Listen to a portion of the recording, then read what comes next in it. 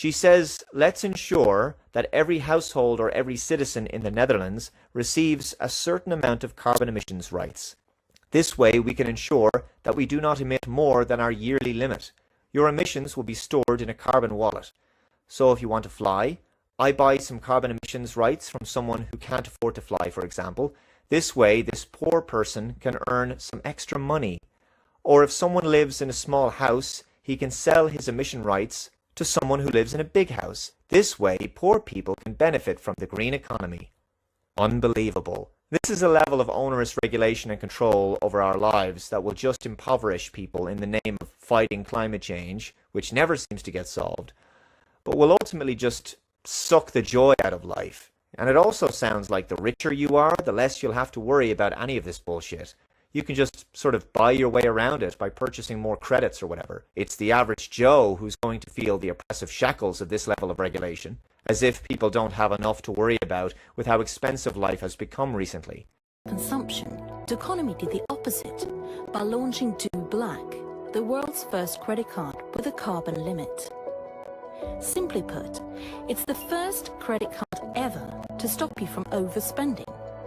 Not based on your available funds, but rather on the levels of CO2 emissions caused by your consumption.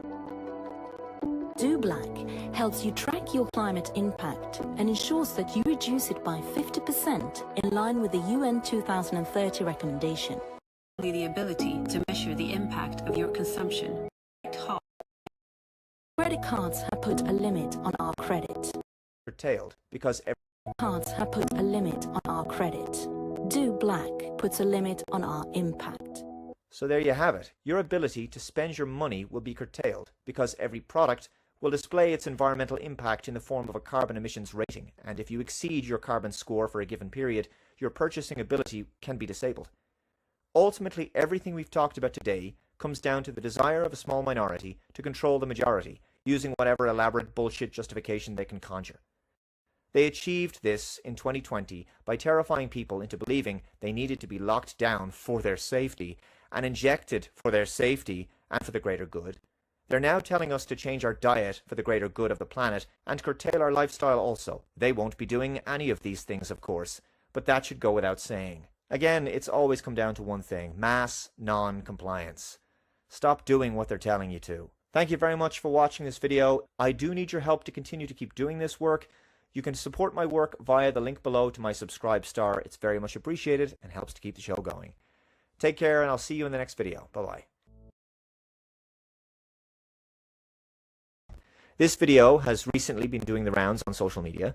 It's of Barbara Baarsma. She's the CEO of Rabo Carbon Bank at Rabobank. Just in case you're wondering while watching this clip, yes, she is an agenda contributor for the World Economic Forum. What a surprise. Listen to what she has to say here.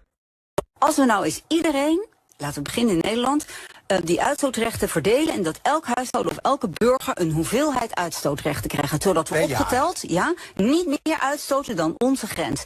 Vervolgens kunnen we, het zit in een carbon wallet, kan je dat noemen? Kan je het bijkopen? Ja, en dan kan je, als ik wil vliegen, koop van iemand die niet gaat vliegen, omdat hij daar bijvoorbeeld geen geld voor heeft, die verkoopt aan mij zijn carbon score for a given period, your purchasing ability can be disabled. Ultimately, everything we've talked about today comes down to the desire of a small minority to control the majority, using whatever elaborate bullshit justification they can conjure.